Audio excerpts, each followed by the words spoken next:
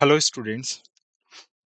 24 अक्टूबर 2024 के कुछ महत्वपूर्ण करंट अफेयर्स की सीरीज में आपका स्वागत है। आज की क्लास में हम 24 अक्टूबर 2024 के कुछ महत्वपूर्ण करंट अफेयर्स पर चर्चा करेंगे, जो एग्जाम पॉइंट ऑफ व्यू से काफी इंपॉर्टेंट करंट अफेयर्स हो सकते हैं। सो स्टार्ट करते हैं आज का session with some important current affairs of 24 October. So आज की क्लास की अगर मैं बात करूं तो आज की क्लास की हम शुरुआत करेंगे कुछ अंतर्राष्ट्रीय समाचार के साथ। तो इंटरनेशनल लेवल पर बनने वाले कुछ महत्वपूर्ण समाचारों की हम आज की क्लास में चर्चा करेंगे, जिसमें हम डिस्कस करेंगे कोई अंतर्राष्ट्रीय स्तर पर किसी कमेटी के थ्रू, किसी संगठन के थ्रू या अंतर्राष्ट्रीय स्तर पर प्राइम मिनिस्टर और प्रेसिडेंट का किसी कंट्री पे अपॉइंटमेंट होता है, तो वो हम अंतर्राष्ट्रीय समाचार में कवर करेंगे। सेकेंड कैटेगरी होगी हमारी राष्ट्रीय समाचार। राष्ट्रीय समाचार में हम सेंट्रल गवर्नमेंट के इनिशिएटिव और प्लान्स के बारे में डिस्कस करेंगे। थर्ड कैटेगरी होगी हमारी राज्य समाचार। राज्य समाचार में हम जो राज्य सरकार है उसके स्तर पर बन रही नीतियां और प्लानिंग्स के बारे में हम चर्चा करेंगे। फोर्थ, बैंक और वित्त समाचार। बैंकिंग, कोई बैंक अश्योरेंस पार्टनरशिप साइन हुई है दो ऑर्गेनाइजेशन, दो संगठनों के बीच में, विथ फाइनेंस से रिलेटेड कोई न्यूज है तो वो हम बैंक और वित्त समाचार में कवर करेंगे। फिफ्थ कैटेगरी होगी हमारी डिफेंस न्यूज, रक्षा समाचार, जिसमें हम डिफेंस रक्षा से रिलेटेड कुछ इंपॉर्टेंट करंट अफेयर्स डिस्कस करेंगे।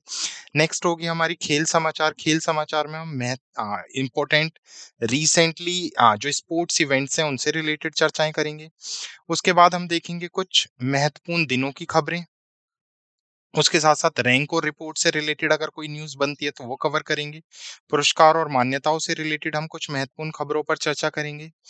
उसके साथ साथ नियुक्तियों और इस्तीफे से रिलेटेड हम कुछ समाचार देखेंगे और लास्ट में हम देखेंगे सम्मेलन और शिखर सम्मेलन से रिलेटेड कुछ महत्वपूर्ण न्यूज। क्लियर? तो ये आज की हमारी 12 कैटेगरीज होने वाली हैं। 12 कैटेगरीज में डिवाइड करके हम आज की न्यूज पढ़ेंगे और लास्ट की क्लास में हम डिस्कस करेंगे सारांश और आज की क्लास की समरी कि क्या क्या इंपॉर्टेंट हमने आज की क्लास में डिस्कस किया थ्रू क्विक रिवीजन। डन? तो हमारे स्लाइड डेक में उपयोग की गई छवियां केवल शैक्षणिक उद्देश्य के लिए हैं। हम इन छवियों के मूल रचनाकारों और मालिकों के बौद्धिक संपदा अधिकारों का सम्मान करते हैं। यदि आप इस डेक में उपयोग की गई किसी भी छवि के मालिक हैं और आपको कोई चिंता या समस्या है तो कृपया साथी @iitk.ac.in पर हमसे संपर्क करें। हम छवियों को हटा देंगे। तो सबसे पहली हमारी इंटरनेशनल न्यूज। तो अंतर्राष्ट्रीय समाचार की अगर हम बात करें तो अंतर्राष्ट्रीय फिल्म महोत्सव। तो आईएफ 2024 ने ऑस्ट्रेलिया की समृद्ध फिल्म विरासत को सम्मानित किया है। तो अभी 54वां इंटरनेशनल फिल्म फेस्टिवल आयोजित किया गया था। कहां पर आयोजित किया गया था? ये आयोजित किया गया था गोवा में, जहां पर फोकस देश के रूप में ऑस्ट्रेलिया को नामांकित किया गया था। ये 55 आ, ये 55वें की हम बात कर रहे हैं। तो 55वां कहां पर आयोजित? ठीक है। तो 55वें अंतर्राष्ट्रीय फिल्म महोत्सव के लिए सूचना और प्रसारण मंत्रालय ने ऑस्ट्रेलिया को फोकस देश के रूप में घोषित किया है। 54वां ऑलरेडी गोवा में हो चुका है। तो त्योहार 20 से 28 नवंबर 2024 तक गोवा में आयोजित किया जाएगा। मतलब 54वां भी गोवा में हुआ, जो 55वां आयोजित होगा वो 20 से 28 नवंबर तक होगा, जिस पर फोकस देश कौन सा रखा गया? ऑस्ट्रेलिया। तो यह विशेष मान्यता ऑस्ट्रेलिया के वैश्विक फिल्म उद्योग में गतिशील योगदान का उत्सव मनाती है। यह कार्यक्रम ऑस्ट्रेलिया की समृद्ध कहानी कहने की परंपरा, जीवंत सिनेमा संस्कृति और नवाचारी सिनेमाई तकनीकों का प्रदर्शन करेगा।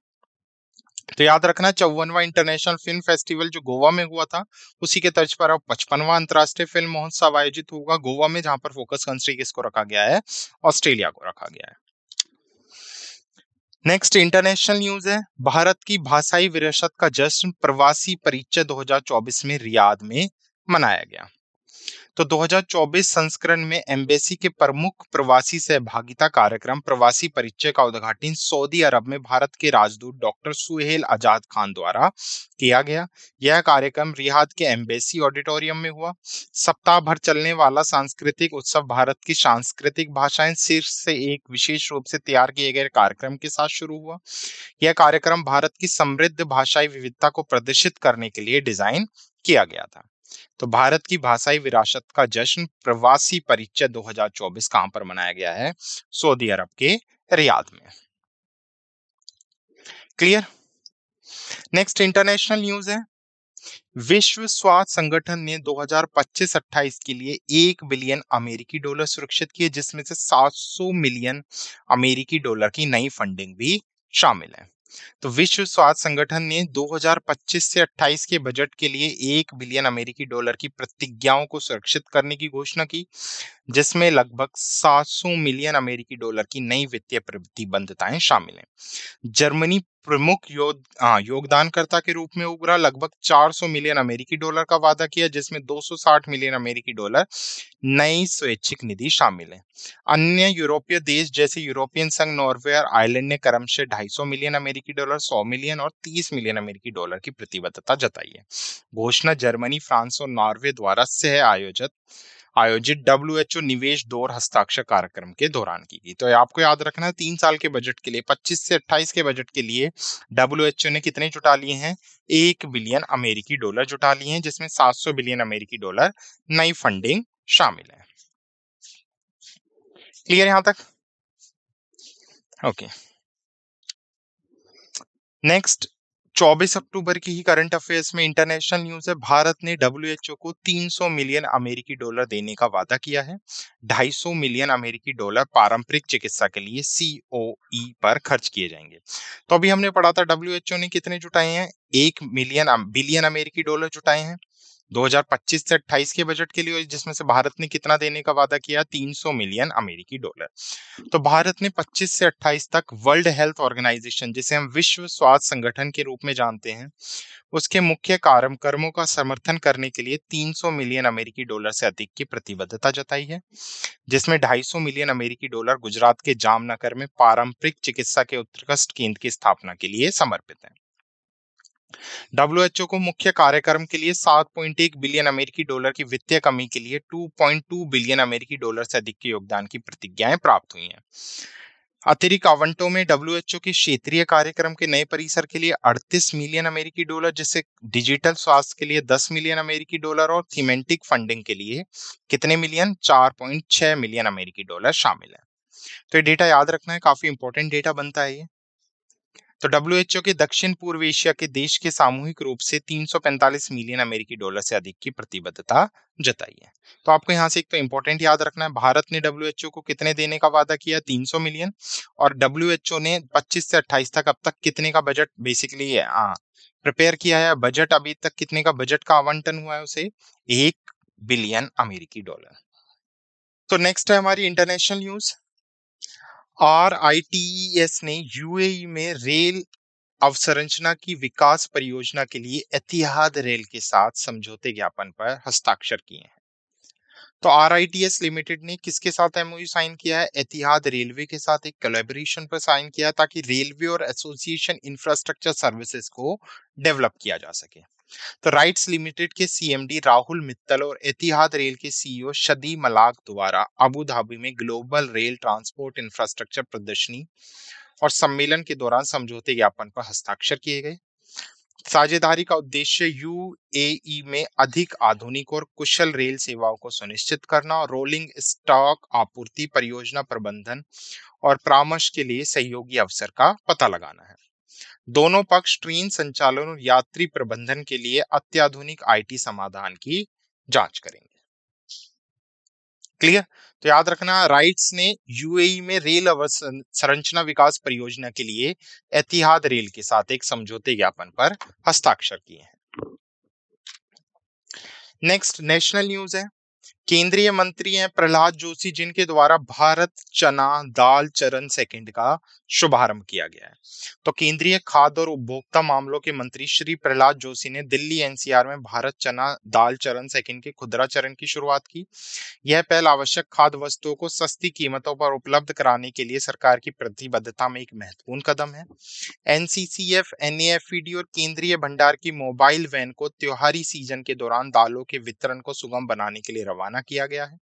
लॉन्च का उद्देश्य जनता को उचित दरों पर चना दाल की उपलब्धि सुनिश्चित करना है। तो केंद्रीय मंत्री प्रहलाद जोशी द्वारा क्या लॉन्च किया गया? भारत चना दाल चरण second. Clear? Next national news है। तो CCPA which is central consumer protection authority, जिसे हम केंद्रीय उपभोक्ता संरक्षण प्राधिनियम या प्राधिकरण के नाम से जानते हैं, अभी सीसीपीए ने ग्रीन वॉशिंग या भ्रामक पर्यावरणीय दावों की रोकथाम और विनियम के लिए कुछ दिशा निर्देशक, बेसिकली कुछ रेगुलेशंस जारी किए हैं। तो केंद्रीय उपभोक्ता संरक्षण प्राधिकरण ने ग्रीन वॉशिंग या भ्रामक पर्यावरणीय दावों को रोकथाम और विनियम के लिए दिशा निर्देश 2024 शीर्षक से दिशा निर्देश जारी किए हैं। इन दिशा निर्देशों का मुख्य उद्देश्य क्या है? उन झूठे विपणन प्रथाओं पर अंकुश लगाना जो उपभोक्ताओं को उत्पादों के पर्यावरणीय लाभों के बारे में गुमराह करते हैं और सतत व्यापार प्रथाओं को बढ़ावा देती हैं। निधि खरे उपभोक्ता मामले विभाग एमओसीए की सचिव की अध्यक्षता में एक समिति जिसमें शिक्षाविद, कानूनी विशेषज्ञ, उपभोक्ता संगठन और उद्योग प्रतिनिधियों के सदस्य शामिल थे। उन्होंने इन दिशा निर्देशों को विकसित किया। निर्देशों को ग्रीन वॉशिंग के बढ़ते चिंतन को दूर करने के लिए गहन विचार विमर्श के बाद तैयार किया गया था। तो याद रखना, सीसीपीए ने गाइडलाइंस जारी की हैं ताकि रोका जा सके ग्रीन वॉशिंग और मिसलीडिंग एनवायरमेंट क्लेम्स के बारे में। नेक्स्ट नेशनल न्यूज है, डीपीआईआईटी से है, which is department for promotion of industries and internal trade, जिसे हम उद्योग और आंतरिक व्यापार संगठन विभाग के नाम से जानते हैं। अभी डीपीआईआईटी ने माइक्रो यूनिट्स के लिए कुकवेयर और बर्तनों के अनिवार्य गुणवत्ता निर्देशन आदेश में ढील दी है। तो उद्योग और आंतरिक व्यापार संवर्धन विभाग ने कुकवेयर और बर्तनों के लिए अनिवार्य जो गुणवत्ता आदेश है, बेसिकली उनमें सूक्ष्म इकाइयों को लक्षित करते हुए छूट की घोषणा की है। क्यूसीओ जो प्रारंभ में 1 सितंबर 2024 से बड़े और मध्यम स्तर के निर्माताओं के लिए प्रभावी हैं, अब छोटे उद्यमियों के लिए 1 अप्रैल 2025 से और सूक्ष्म उद्योगों के लिए 1 अक्टूबर 2025 से लागू होंगे। क्लियर? यह विस्तार घरेलू निर्माताओं को उन्नत गुणवत्ता मानकों के साथ तालमेल बिठाने के लिए अतिरिक्त समय प्रदान करता है। उसके अलावा अगर मैं बात करूं तो उद्यम पोर्टल के तहत पंजीकृत सूक्ष्म उद्यम अब क्यूसीओ आवश्यकताओं से मुक्त हैं और पुराने स्टॉक को साफ करने के लिए 6 महीने की छूट अवधि की गई है। नेक्स्ट स्टेट न्यूज है, तो देखो जो विकलांग व्यक्ति होते हैं, जो डिसेबल पर्सन होते हैं, उनके लिए दिल्ली सरकार अलग से एक अदालत की स्थापना करेगी। तो दिल्ली की अभी मुख्यमंत्री बनी है आतिशी, अभी उनके नेतृत्व में एक संज्ञान लिया गया है कि अब जितने भी विकलांग व्यक्ति हैं उनके लिए अलग से एक डिसेबल एक्ट के थ्रू नई अदालतें या नई बेसिकली नए कोर्ट्स एस्टेब्लिश किए जाएंगे। तो यह पहल विकलांग व्यक्तियों की आवश्यकताओं को विशेष रूप से ध्यान में रखते हुए न्यायालय के वातावरण को डिजाइन करके निष्पक्ष और त्वरित न्याय प्रदान करने का लक्ष्य रखती है। अतीशी ने इसे समावेशित और न्यायिक प्रक्रिया में समानता की दिशा में एक ऐतिहासिक कदम बताया। विशेष न्यायालय सभी नागरिकों के लिए न्याय सुनिश्चित करने की सरकार की प्रतिबद्धता को रेखांकित करते हैं। तो याद रखना है, इंपॉर्टेंट न्यूज बन सकती है कि किस सरकार ने अभी स्टार्ट किया है, तो दिल्ली सरकार विकलांगों के लिए नए अदालतें या नए कोर्ट को एस्टेब्लिश करेगी। नेक्स्ट बैंक और फाइनेंस से है, तो आरबीआई ने क्या किया, अभी टाटा कैपिटल और टाटा मोटर्स फाइनेंस के विलय को मंजूरी दे दी है। तो दो ऑर्गेनाइजेशन है, टाटा मोटर फाइनेंस और टाटा कैपिटल, अभी उन्हीं के विलय के लिए आरबीआई के through, reserve bank of India के थ्रू मंजूरी मिल गई है, जिससे भारत की 12वीं सबसे बड़ी गैर बैंकिंग वित्तीय कंपनी का निर्माण हुआ है। तो ये दोनों एनबीएफसीज है, नॉन बैंकिंग फाइनेंशियल कंपनीज, और अब ये दोनों मिलकर 12वीं सबसे बड़ी गैर बैंकिंग वित्तीय कंपनी बन गई है। तो टीसीएल अपने इक्विटी शेयर टीएमएफएल के शेयरधारकों को जारी करेगा, जिसके परिणाम स्वरूप टीएमएल का विलय इकाई में 4.7% हिस्सा होगा। विलय को भारतीय प्रतिस्पर्धा आयोग और दोनों कंपनियों के बोर्डों की मंजूरी के बाद आरबीआई की स्वीकृति मिलेगी।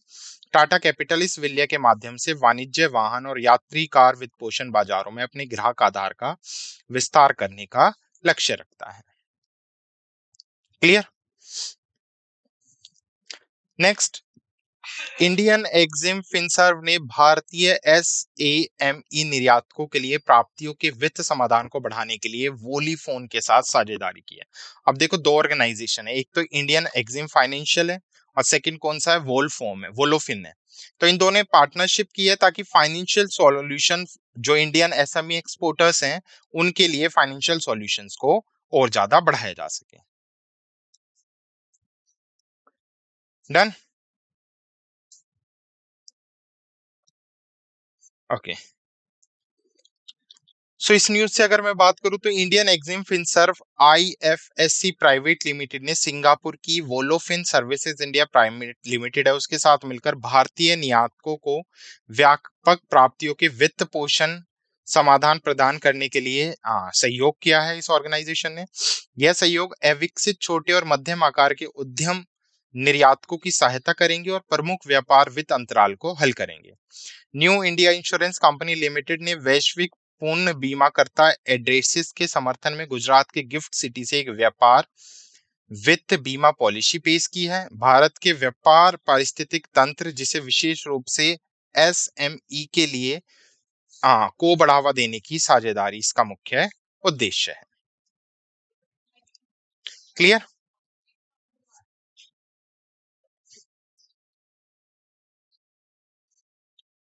नेक्स्ट, एलआईसी ने बैंक और फाइनेंस से यह संपूर्ण मूल्य संशोधन के बाद पहले वर्ष की एजेंट भुगतान को कितना घटा दिया है?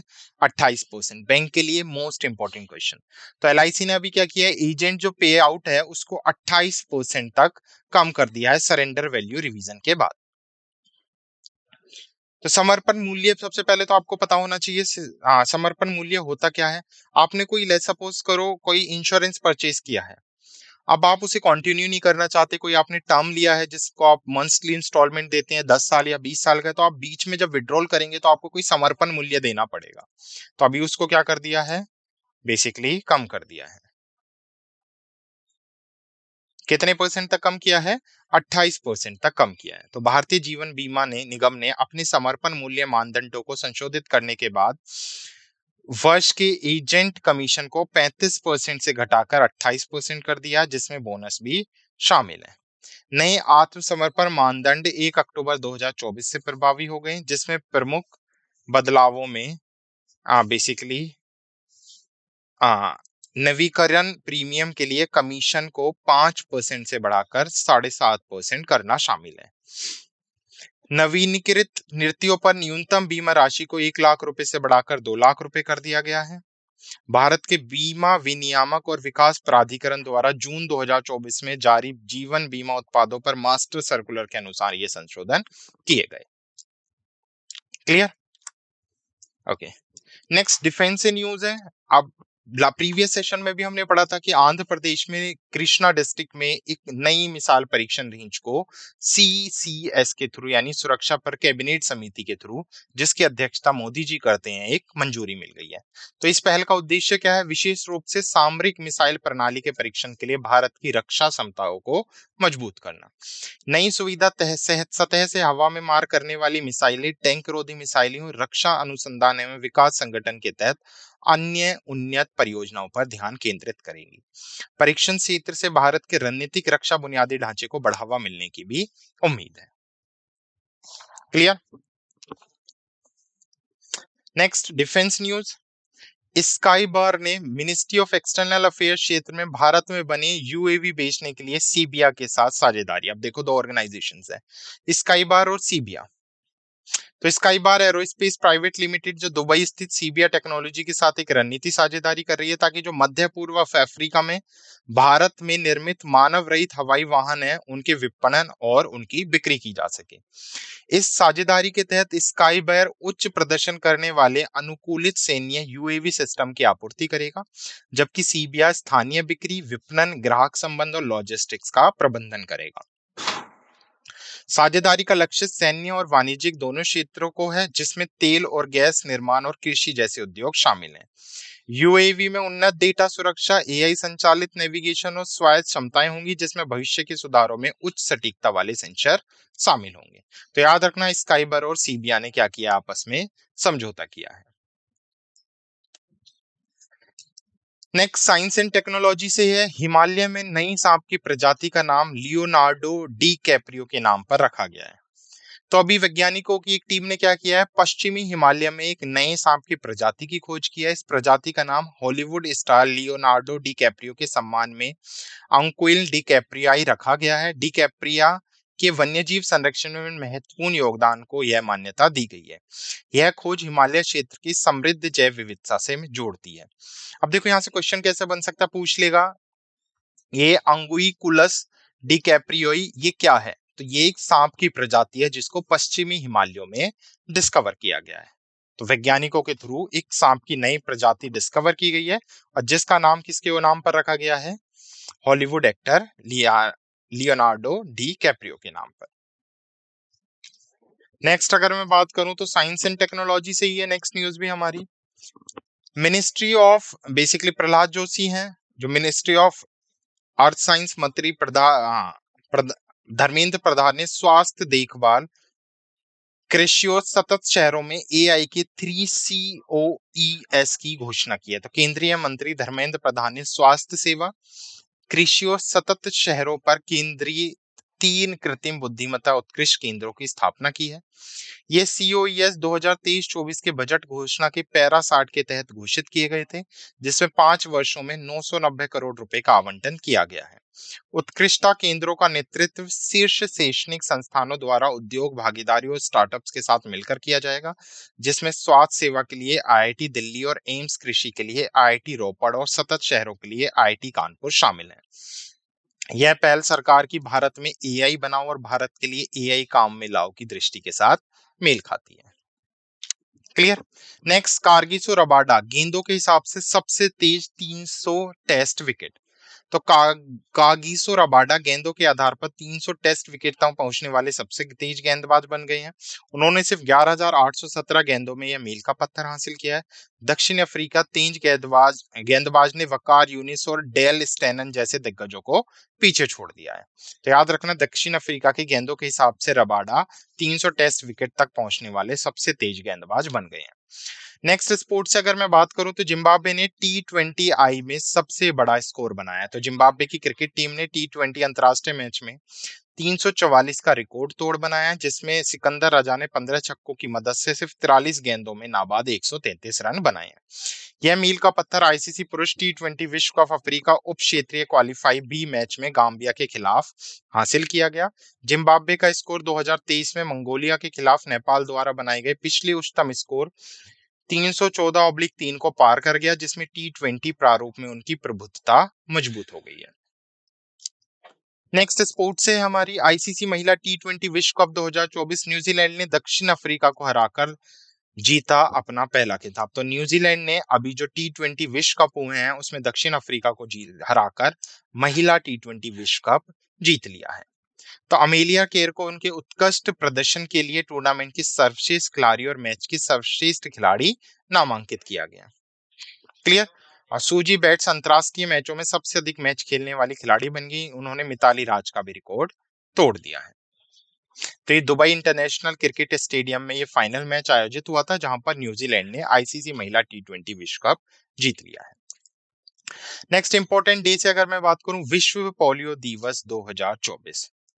तो पोलियो बीमारी के बारे में जागरूकता फैलाने के लिए, पोलियो माइलाइटिस के बारे में जागरूकता फैलाने के लिए 24 अक्टूबर को हम विश्व पोलियो दिवस सेलिब्रेट करते हैं, ताकि वर्ल्ड को पोलियो से मुक्त किया जा सके। पोलियो वायरस जो पोलियो का कारण है, एक जीवक धमकाने वाला वायरस है जो लकवा और गंभीर मामलों में मृत्यु का कारण बन सकता है।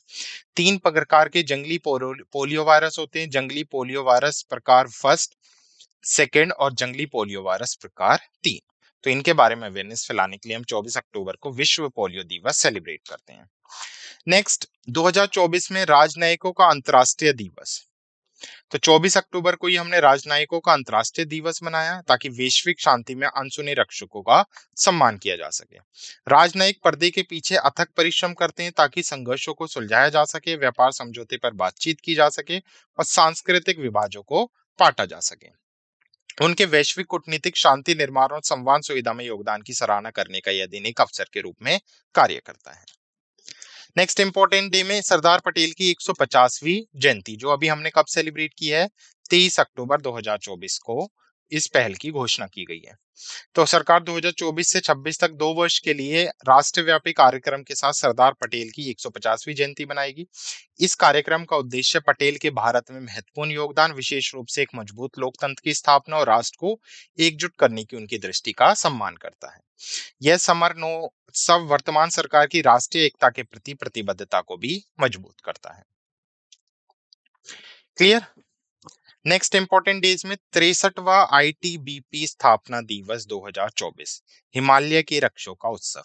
तो इंडो तिब्बत सीमा पुलिस हर साल हम कब मनाते हैं? 24 अक्टूबर को अपना इस दिन को बेसिकली स्थापना दिवस मनाया जाता है। आईटीबीपी की स्थापना 1962 के भारत चीन युद्ध के बाद की गई थी। यह विशिष्ट अर्धसैनिक बल हिमालय में भारत चीन सीमा की सुरक्षा के लिए तैनात है। आईटीबीपी राष्ट्र की संप्रभुता की रक्षा में महत्वपूर्ण भूमिका भी निभाता है।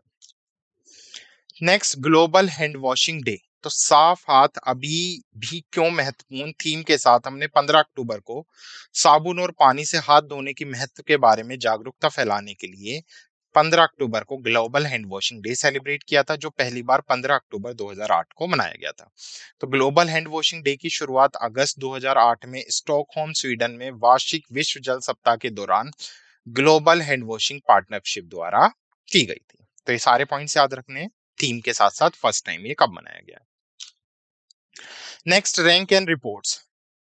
शिलोंग 2025 में भारतीय यात्रियों के लिए शीर्ष यात्रा गंतव्य है। तो शिलोंग 2025 में भारतीय यात्राओं के लिए सबसे लोकप्रिय गंतव्य के रूप में उभरा है स्काई स्कैनर की ट्रेवल ट्रेडर्स रिपोर्ट्स के अनुसार। तो अभी स्काई स्कैनर्स ने ट्रेवल ट्रेडर्स रिपोर्ट जारी की है, जहां पर शिलोंग भारतीय यात्रियों के लिए शीर्ष गंतव्य रहा है। मेघालय की राजधानी ने बाकोर लंगकावी को पिछाड़ते हुए शीर्ष स्थान हासिल किया है। रिपोर्ट में भारतीयों के बीच अनोखे और गहन यात्रा अनुभवों के प्रति मजबूत रुचि का संकेत मिलता है। यह भी बताया कि 66% भारतीय अगले वर्ष अधिक यात्रा करने की योजना बना रहे हैं। Next, ministry of statics and programme implementation ने बेरोजगारी दर जारी की है 2023-24 के लिए। धार्मिक अल्पसंख्यकों के बीच रुझान को यह उजागर करता है। तो राष्ट्रीय औसत 5 वर्षों में पहली बार अपरिवर्तित रहा, लेकिन अल्पसंख्यक विशेष रूप से सिख और मुसलमानों के बीच बेरोजगारी में उल्लेखनीय वृद्धि देखी गई है। पीएलएफएस प्रमुख रोजगार और बेरोजगारी संकेतों के अनुमान प्रदान करता है, जिसमें श्रम बल भागीदारी दर, कार्यकर्ता जनसंख्या अनुपात और बेरोजगारी दर शामिल है। यह स्थिति उन समुदायों द्वारा सामना की जा रही निरंतर चुनौतियों को भी उजागर करती है। नेक्स्ट है अवार्ड्स एंड रिकॉग्निशन से। तो एचडीएफसी लाइफ की डीईआई के प्रति प्रतिबद्धता एक दोहरी मान्यता की विजय। तो एचडीएफसी लाइफ ने अवतार और सैरामाउंट द्वारा विविधता, समानता और समावेशन के प्रति अपनी प्रतिबद्धता के लिए दोहरा प्रशंसा अर्जित की है। कंपनी को भारत में महिलाओं के लिए सर्वश्रेष्ठ कंपनी में और सबसे समावेशी कंपनियों के सूचकांक में समावेश के आदर्श के रूप में मान्यता दी गई है। एचडीएफसी लाइफ महिलाओं, विकलांगों, लोगों, एलजीबीटीक्यू प्लस समुदाय, विविध सांस्कृतिक पृष्ठभूमियों के लिए अपने सहायक पारिस्थितिक तंत्र के लिए खड़ा है। यह मान्यता कंपनी के निरंतर प्रयासों को दर्शाती है, जो समानता को बढ़ावा देने और सभी कर्मचारियों को सशक्त बनाने के लिए एक वातावरण तैयार करती है। नेक्स्ट, अवार्ड एंड रिकॉग्निशन से यूके में महात्मा गांधी लीडरशिप अवार्ड अभी भारतीय अभिनेता दरा सिंह खुराना को दिया गया है। तो भारतीय अभिनेता और परोपकारी हैं दरा सिंह खुराना, जिनको महात्मा गांधी लीडरशिप अवार्ड से अभी सम्मानित किया गया। खुराना मानसिक स्वास्थ्य मुद्दों के प्रति जागरूकता बढ़ाते हैं। वे 32 वर्ष के हैं, कॉमनवेल्थ वर्ष के युवा चैंपियनशिप के रूप में भी उन्होंने अपनी भूमिका निभाई है। उनके प्रयासों ने मानसिक स्वास्थ्य, वकालत और समर्थन में महत्वपूर्ण योगदान भी दिया है। नेक्स्ट, अवार्ड एंड रिकॉग्निशन से अगर मैं बात करूं तो उर्मिला चौधरी को global anti racism championship award 2024 से नवाजा गया है। तो उर्मिला चौधरी जो नेपाल की एक प्रमुख सामाजिक कार्यकर्ता है, उनको global anti racism championship racism championship award 2024 से सम्मानित किया गया है। पुरस्कार वॉशिंगटन डीसी में एक समारोह के दौरान अमेरिकी विदेशी मंत्री एंटनी ब्लिंकन द्वारा प्रस्तुत किया गया था। चौधरी का कार्य नस्लवाद से लड़ने और सामाजिक न्याय को बढ़ावा देने में महत्वपूर्ण रहा है। उनकी पहचान उनकी वकालत प्रयासों के वैश्विक प्रभाव को भी उजागर करती है। तो याद रखना, उर्मिला चौधरी को global anti racism championship award 2024 से सम्मानित किया गया है। नेक्स्ट, अवार्ड एंड रिकॉग्निशन से मैं बात करूं, समर्पण का उत्सव खनन मंत्रालय द्वारा आदर्श कर्मयोगी पुरस्कार। तो इंपॉर्टेंट है, आदर्श कर्मयोगी पुरस्कार किसके थ्रू दिए गए हैं? खनन मंत्रालय के द्वारा। तो मिशन कर्मयोगी राष्ट्रीय कार्यक्रम सिविल सेवाओं को नियम आधारित से भूमिका आधारित दृष्टिकोण में बदलने का प्रयास करता है। कार्यक्रम नागरिक केंद्रित शासन मॉडल को प्राथमिकता देता है। प्रधानमंत्री नरेंद्र मोदी ने 19 अक्टूबर 2024 को राष्ट्रीय अधिगम सप्ताह, जिसमें कर्मयोगी सप्ताह के नाम से भी जाना जाता है, उसका उद्घाटन किया। सप्ताह भर चलने वाला यह कार्यक्रम 19 अक्टूबर से 25 अक्टूबर तक चलेगा, जिसमें सिविल सेवाओं में समर्पण और उत्कृष्टता का जश्न मनाया जाएगा। Clear? Next award and recognition से ये द्रौपदी मुर्मू जी ने वर्ष 2023 के लिए 5वें राष्ट्रीय जल पुरस्कार प्रदान किए। ओडिशा ने सर्वश्रेष्ठ राज्य का पुरस्कार जीता। मोस्ट इंपोर्टेंट, तो राष्ट्रीय जल पुरस्कार में ओडिशा ने सर्वश्रेष्ठ राज्य का पुरस्कार जीता है। तो राष्ट्रपति द्रौपदी मुर्मू ने 2023 के लिए 5वें राष्ट्रीय जल पुरस्कार को 9 विभिन्न क्षेत्रों में 38 विजेताओं को प्रदान किए हैं। ओडिशा ने सर्वश्रेष्ठ राष्ट्रीय श्रेणी में पहला पुरस्कार जीता, जबकि उत्तर प्रदेश ने दूसरा स्थान हासिल किया और गुजरात और पौंडीचेरी ने संयुक्त रूप से तीसरा स्थान हासिल किया है। झज्जर स्थित Aravali power company limited basically को 2023 के लिए सर्वश्रेष्ठ उद्योग पुरस्कार से नवाजा गया है। पुरस्कार नई दिल्ली में दिए गए कि विज्ञान भवन में प्लेनरी हॉल में आयोजित एक समारोह के दौरान प्रदान किए गए थे। नेक्स्ट अपॉइंटमेंट एंड रेजिग्नेशन से है। प्रभाकर राघवन गूगल के प्रमुख प्रौद्योगिकी नियुक्त किए गए हैं। तो प्रभाकर राघवन जो आईआईटी मद्रास के छात्र हैं, उन्हें गूगल के मुख्य टेक्नोलॉजिस्ट के रूप में नियुक्त किया गया है। वे पहले गूगल में सीनियर वाइस प्रेसिडेंट थे, जहां उन्होंने गूगल रिसर्च असिस्टेंट, जियो विज्ञापन, वाणिज्य और भुगतान जैसे उत्पादों की देखरेख की। उनकी नई भूमिका मुख्य व्यवसाय पुनर्गठन के बीच गूगल के नेतृत्व में एक महत्वपूर्ण बदलाव को दर्शाती है। राघवन की नियुक्ति से गूगल में नवाचार और रणनीतिक विकास को बढ़ावा मिलने की भी उम्मीद है।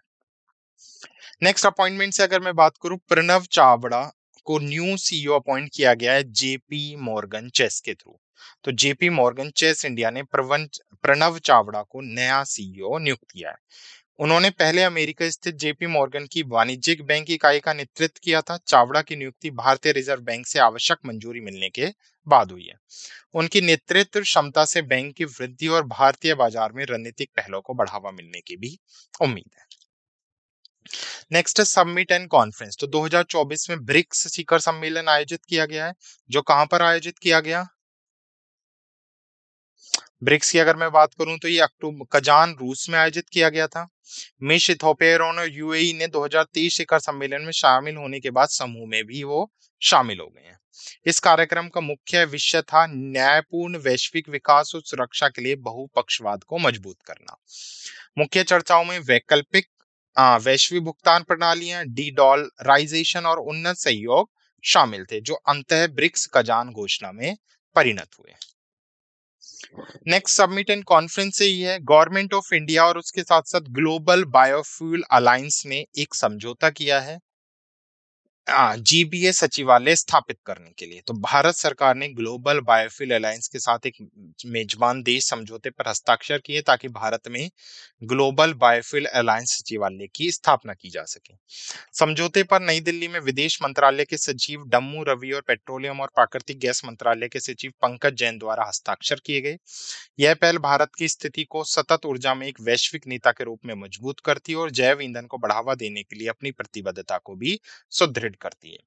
जीबीए सचिवालय भारत में भारतीय और अंतर्राष्ट्रीय कर्मचारियों के मिश्रण के साथ काम करेगा, जो वैश्विक स्तर पर जैव ईंधन के प्रचार को सुगम बनाएगा। तो याद रखना, भारत सरकार और जीबीए ने जीबीए सचिवालय स्थापित करने के लिए, ताकि भारत में क्या एस्टेब्लिश किया जा सके, जीबीए का सचिवालय एस्टेब्लिश किया जा सके, उसके लिए समझौते ज्ञापन पर हस्ताक्षर किए हैं। डन। नेक्स्ट, एससीओ की मीटिंग से कुछ इंपॉर्टेंट क्वेश्चन है। हम सबको पता है कि एससीओ शंघाई कॉर्पोरेशन ऑर्गेनाइजेशन की मीटिंग कहां पर हुई? पाकिस्तान के इस्लामाबाद में हुई। 2025 के लिए भी आपको याद रखना है, ये मेजबानी कौन करेगा? रशिया करेगा। तो इस्लामाबाद ने व्यापार और आर्थिक एजेंडे पर केंद्रित 23वीं एससीओ सीएच बैठक की मेजबानी की है। तो संघाई सहयोग संगठन के शासन अध्यक्षों की परिषद की 23वीं बैठक इस्लामाबाद पाकिस्तान में प्रधानमंत्री शहबाज शरीफ के नेतृत्व में की गई। शिखर सम्मेलन ने क्षेत्रीय सुरक्षा, व्यापार और आर्थिक सहयोग और आतंकवाद के खिलाफ लड़ाई पर ध्यान केंद्रित किया।